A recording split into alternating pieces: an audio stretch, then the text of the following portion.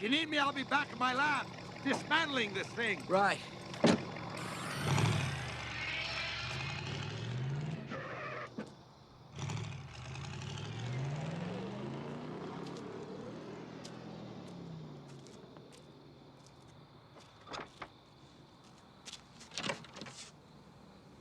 What the hell?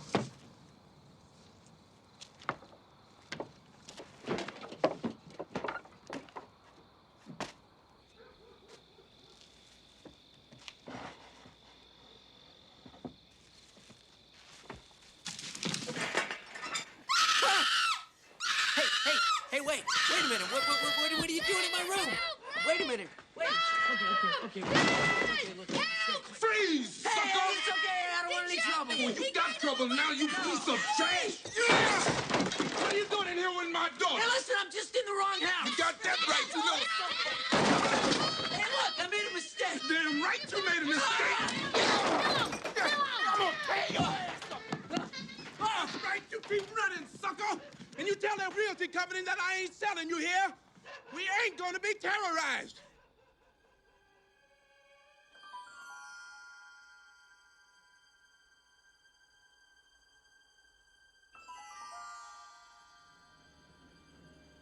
Are we back?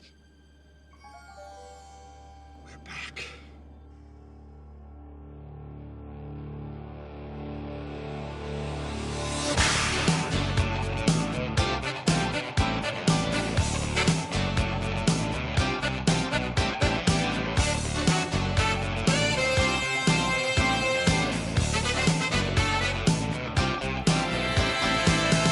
Everybody, guess what I'm doing again?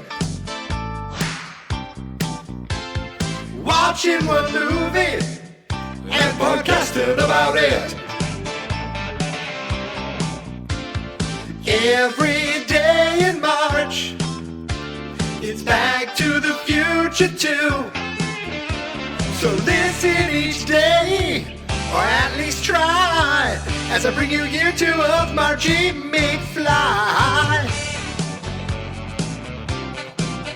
It's Marchy McFly.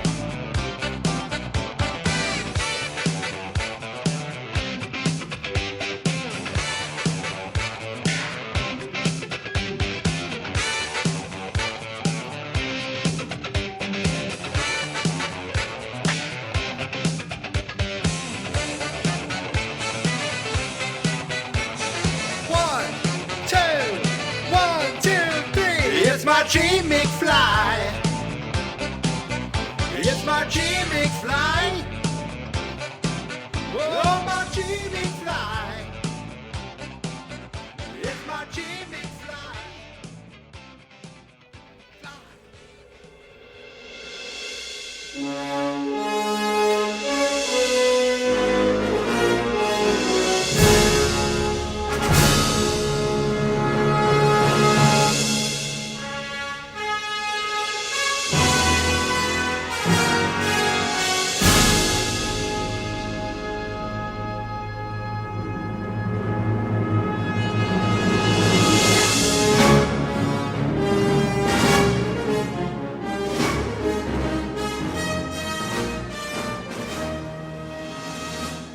Well, happy Friday evening, everybody, and welcome back to day 18 of Marchy McFly, where today I watched, for the 18th time, Back to the Future Part 2, and I'm here to talk to you about it for the 18th time. Now, it's Friday night, so you're probably out at the local disco or hanging out at the mall, maybe at the arcade or whatever it is youths do. I'm assuming that this podcast is primarily listened to by the cool youths of the United States and the world. But I actually went out tonight myself. My wife, myself, I know, shocking. Yes, my wife. Somebody married this. We took my niece and nephew out to see a play at my wife's school. And it was a lot of fun. It was a musical. And my wife sees all these coworkers there, and one of her coworkers was helping out with it.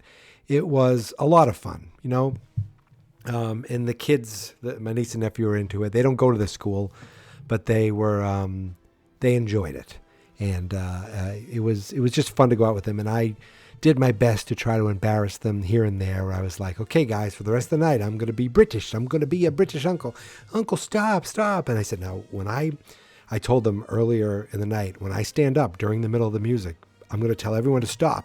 And then we're going to start singing, and I'm going to pass a hat around. And they're like, no, Uncle. They know what I am at this point. If you've been listening to Marchy McFly, you heard me force them to try to do a promo. My nephew came through.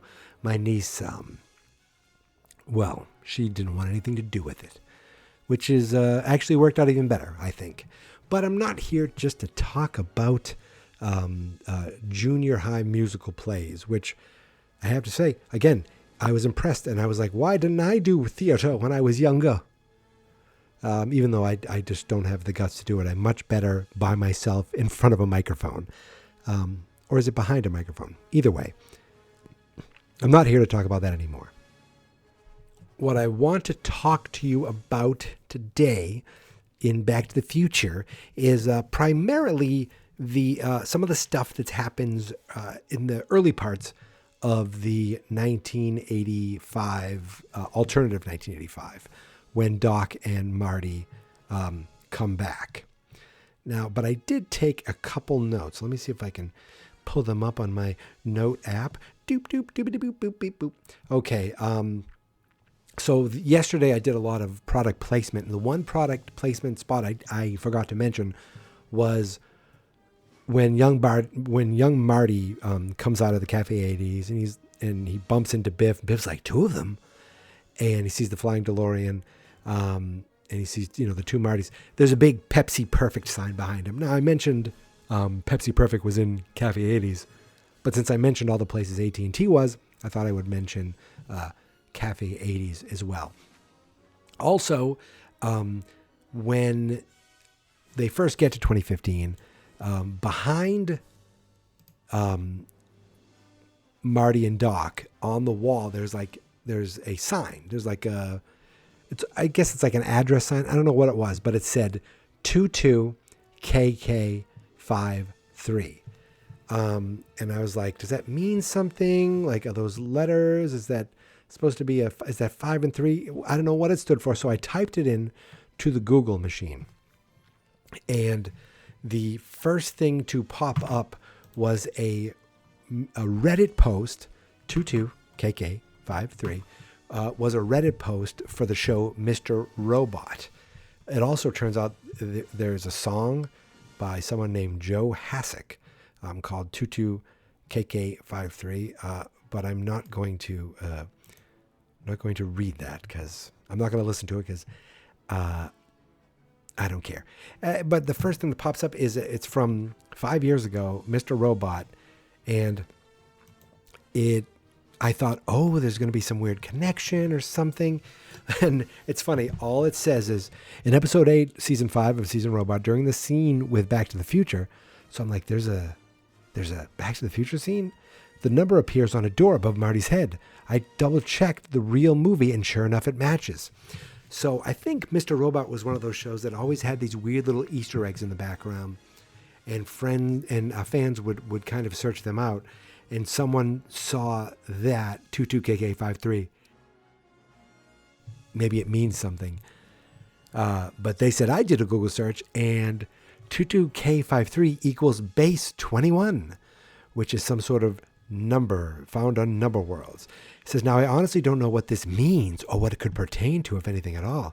I'm curious if that alpha numeric sequence has ever been used elsewhere in Mr. Robot. And someone said, yes, it's if you're familiar with other numbering systems like base 2 or base 16, you can see how this works. And then it tells you whatever it is. Any clue of what it might be in the Mr. Robot universe? Not a clue at all. So really, I wanted it to be something. I wanted it to mean something. And full circle, it doesn't mean anything. Though there is a a listing on the Back to the Future wiki that shows up in the Google search, but I don't see anything on the page that even references 22KK53. What completely, I didn't even notice this. I'm looking at that page and it says in 2015, the alley had class of 16 spray painted on a wall. Now I need to look for that because apparently I didn't see that. After watching this movie 500 times, 18 times, one or the other. But I thought maybe the 22KK53, I've been meaning to write it down and look it up, and it got me absolutely nowhere. So now I want to talk a little bit about 1985, specifically the early part of the whole alternative 85 sequence. I mentioned before that they get back in 1985. They land, one of my favorite shots in the whole movie because it goes from digital or special effect to actual car with a lamppost, and it's pretty seamless. If you look for it, maybe you can see the difference. The one looks like a fake car, one looks like a real car. I don't know. But it's always been one of my favorite shots. But it's when, and I've mentioned this before, when they drop Jennifer off, Doc is really adamant about lying to Jennifer and tricking her into her thinking it's entirely everything she saw in 2015 and going to the future was entirely a dream. Let's put her in the swing. Then I'll take you home and you can come back in your truck and wake her. When she wakens here at her own house and it's dark, you should be able to convince her that it was all a dream. Okay, there's one. We're just gonna leave her here on the porch. The disorientation will help convince her that it was all a dream. And there's the second How long one. do you think she's gonna be out? I'm not quite sure. She received quite a shock. Could be for a few minutes. Most probably a couple of hours. Just totally guessing. You better bring some smelling salts back with you. Hey, you're the doc. Smelling salts? Come on, let's go, Heine. You're the Doc? Don't worry, she'll be fine. I remember bars being on these windows. I wanted Marty to be like, I just don't think this is safe. No, you don't understand. You'll be able to lie to her and tell her it's all a dream. Yeah, I understand, Doc, but I don't know if I should be lying to her. Like, no, but you can trick her into thinking it's all a dream. I don't know, Doc. Listen, Marty. You tell her it was all a dream. Okay, you're the Doc. And maybe bring some smelling salts. Okay, cool. I'm 17. What the hell are smelling salts? I happen to have some in my jacket pocket. Why do you have those? No reason at all. It just, watching that and watching Doc go, we'll be able to convince her it's all a dream. I don't think this is a good idea. We'll be able to convince her it was all a dream. It just, I feel like Doc was pushing Marty a little there. And again, that's what I'm finally starting to understand what the term of gaslighting is. That is completely just pushing poor Jennifer into, not believing what she actually experienced. So carrying on, I noticed something today that I had never noticed before. That's the cool thing of watching this movie over and over, when you get to look for things that you hadn't seen before. When right after they drop off Jennifer outside of who knows whose house that was. Could have been anyone. What if in the next hour, I don't know, whenever they get back to 85, I don't even know. They don't get back to 1985 until the end of part 3. So what if in the next hour, like someone comes out and it's like, who is this woman on our front porch? Okay, that is just me picking on the script, picking on Bob Gale for, I think, leaving too many holes that 13-year-old me didn't care about because there was flying cars and time travel. And that's all I cared about. So after they drop Jennifer off, and maybe those drive-by shooters like kidnapper, the ones who almost killed Strickland, those guys seem to be up to no good. But anyway, okay, they drive over to the Lyon Estates. At the Lyon Estates, when, first of all, Doc and Marty, again, don't notice anything going on. All of a sudden, there's bars on windows, and all of a sudden, there's graffiti all over the Lyon Estate signs. But what was cool is there's a sign, both sides, there's a sign on both sides of the street. And on one side, it says proud member of the blah, blah. You can't really make it out.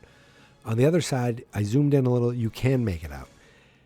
Some of the wording. So, under the Lyon Estate sign, it actually says proud member of the Biffco family.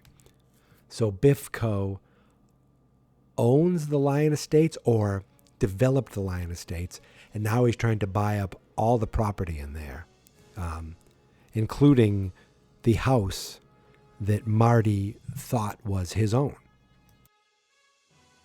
Goes to the house, and he goes into the window, freaks the girl out, and the dad comes in and says, "Freeze, sucker!" Here's a funny thing. I stumbled upon this Back to the Future wiki page because I was looking for, yesterday I was talking about the Kirk Gibson Jr. bat that Griff had. So I typed in Back to the Future 2 bat. And that brought me to a Back to the Future 2 Wikipedia page for the wooden baseball bat, which is, it says it's organized, classified under 1985A and weapons. And this is this is actually from the Back to the Future 2 novelization. So I'm going to read this because I haven't read this yet, but this is a big paragraph just about the bat. And it says, but it's mostly about the family and the house that he went in. The father took another step inside the room. "Please, I'm sorry," Marty yelled back. "I just made a mistake." "Damn right you made a mistake." The father swung the baseball bat. Marty jumped aside. The bat smashed into one of the girl's bookshelves. "Dad, stop," Loretta screamed. "You're breaking my stuff." But the dad was beyond listening. He swung again, missing Marty, but smashing half the bottles on top of the girl's dresser. Loretta ran across the room and started to beat on her father. That we don't see in the movie. This was Marty's chance. He had to get out of here. He jumped over Harold, past father, daughter, and mother, and ran from the room. So Harold's the son, Loretta's the daughter, and then there's dad and mom. This was on pages 102 and 103 of the Back to the Future 2 novelization, written by Craig Shaw Gardner. This guy wrote the second and third Back to the Future novelization after the death of George Guype. He's written numerous novelizations, including The Lost Boys, Batman 89, and Batman Returns. I read the Batman 89 novelization. One of the few times in my life where I read the novelization. I was so excited for this movie. I read the novelization before I saw the movie. I poop you not. That is 100% true. And wow, George Guype died in 1986, and he was from Boston. And that's the guy who wrote the first Back to the Future novelization. I'm going down and getting away from what I was really talking about. But that bat has its own page. On October 26th, Lewis burst into the bedroom of his daughter Loretta when she screamed hysterically for help as Marty McFly, unaware he was in an alternate timeline, stumbled into his former bedroom in the house that was either no longer or had never been the McFly residence. So it can't be his former bedroom. Furious, Lewis swung at Marty mercilessly with the bat. But Marty ducked and dodged each time, and Lewis repeatedly caused damage to Loretta's belongings. Instead, Loretta has her own Wikipedia page, or I should say Back to the Future wiki page. And it just, again, these are all, looks like these are all flushed out more in the article, in the novelization. Oh my goodness. The light went on. A young black girl, maybe 11 or 12, stared at him from less than a foot away, clutching her covers up to her neck. "Mama," she yelled. "Dad, help." "Hey," Marty said. "Who are you? What are you doing?" Hey, what are you doing in my room? The place had changed. His model airplanes, mini amplifier, and posters of his sports stars were gone, replaced by pink wallpaper, stuffed animals, and posters of Michael Jackson. There were in the movie multiple Michael Jacksons. Marty didn't recognize the place at all. This wasn't his room. This was a girl's room. Help, Daddy, help. The room's rightful owner screamed as she jumped from the bed. She grabbed a handful of things from her bed and started to throw them at Marty. Marty ducked. This should have been his room. What was going wrong? But above that, there's a quote, and it says, "Mom, Dad, help, rape, help." Did that happen in the movie? Did the girl yell rape? I don't remember that at all. Loretta was the daughter of Lewis. See, again, these are all, the names are, I feel like they're only said in the novelization. It's funny, they gave his age. He was born, date of birth, 1927. Age in 1931. This must be because of different novelizations. He was 58 in 28 in 1955, 58 in 1985. How do they know all this? The door to Loretta's room slammed open, and the rest of the family rushed in. Mother, father, and younger brother. All three stared at Marty. Marty was not pleased to see that the father was carrying a baseball bat. "Freeze, sucker," the father announced as he raised the bat above his head. Marty raised his hands. "Okay, take it easy," he said slowly and calmly. "I don't want any trouble." This didn't seem to impress the father at all. He raised the bat even higher. "Well, you got trouble now, you no good trash. What are you doing here with my daughter?" Marty looked around at the room as if an explanation might be hiding somewhere. So that's from the... So they're doing quotes from the... or excerpts from the article, from the book. And then I think the quotes are from the movie. "That's right. You keep running, sucker. And you tell that realty company that I ain't selling. You hear me? We ain't going to be terrorized." Again, that's all just comes back to Biff started this Lion Estates. I'm surprised it was even called Lion Estates. Maybe, you know what? It was Lion Estates in the 50s. So he purchased it. He bought it out. And now he's trying again to buy all the... See, I was thinking he developed it. He didn't develop it. But maybe he bought the company who developed it or whatever. And now he's trying to buy out all the land. I guess. Who knows? You're overthinking it, Mike. You're overthinking it. But I love the little touch of the Biffco realty for sale signs on all these houses. So while a lot of these houses are selling, or, well, see, if we're not going to be terrorized, that means they buy it on pennies on the dollar and they're trying to upsell it. Biffco is selling it. I don't know. Either way, I like that Biff has his hands on everything. The last thing I wanted to talk about was, again, that drive-by shooting by Strickland's house. He says the school burned down in 1979. I do want to get to some deleted scenes and talk about that. But the drive-by shooting, then I thought, what if they got Marty? Like, that's another part where it's like, boom, and just Marty's gone. And then Doc, again, has to go back and figure it out himself. Maybe he goes back and gets Jennifer off the bench. Or if Strickland killed him, or if Strickland got shot in front of him.